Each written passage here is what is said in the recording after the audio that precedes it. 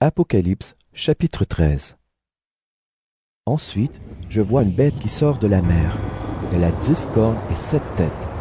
Sur chaque corne, il y a une couronne et sur chaque tête, il y a un nom qui insulte Dieu. La bête que je vois ressemble à un léopard. Ses pattes sont comme celles d'un ours et sa gueule est comme celle d'un lion. À cette bête, le dragon donne sa puissance, son siège royal et un très grand pouvoir. L'une des têtes de la bête semble blessée à mort, mais maintenant sa blessure est guérie. Alors toute la terre admire cela, et elle suit la bête. Tout le monde adore le dragon parce qu'il a donné le pouvoir à la bête.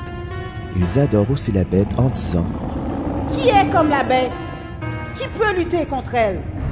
La bête reçoit l'autorisation de dire des paroles pleines d'orgueil et des insultes contre Dieu. Elle reçoit le pouvoir d'agir pendant 42 mois. La bête se met à insulter Dieu.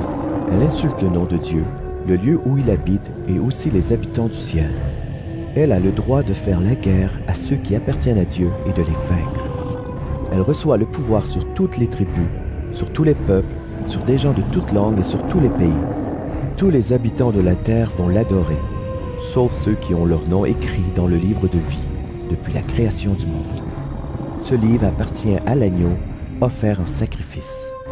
Celui qui a des oreilles doit bien écouter.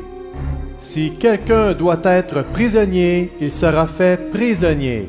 Si quelqu'un doit mourir par les armes, il mourra par les armes. Pour ceux qui appartiennent à Dieu, c'est le moment d'être patient et de croire. Ensuite, je vois une autre bête qui sort de la terre. Elle a 2 cornes comme celles d'un agneau, mais elle parle comme un dragon. Elle a tout le pouvoir de la bête qui est sortie de la mer, et elle se sert de ce pouvoir devant la bête de la mer.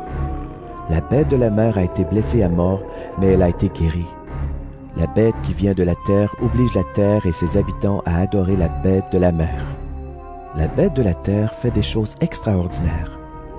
Devant tout le monde, elle fait même descendre sur la terre un feu qui vient du ciel. Ainsi, elle trompe les habitants de la terre.